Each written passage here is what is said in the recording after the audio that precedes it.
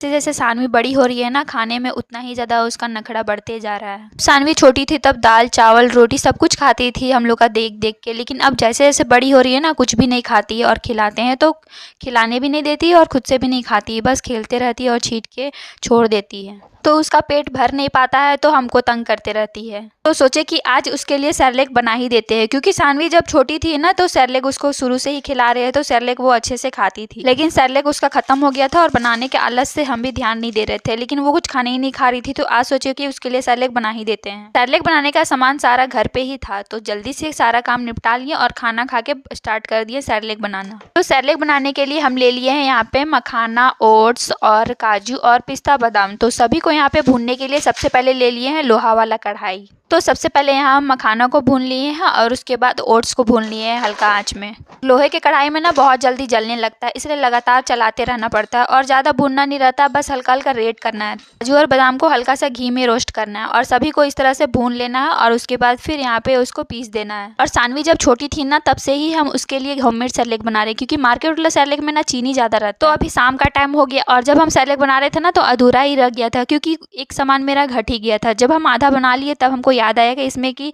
पोहा भी हम मिलाते हैं, लेकिन पोहा तो घर पे था ही नहीं। तो शाम में जब हम कोचिंग आए थे तो उधर से ही हम पोहा खरीद के लेते आए थे।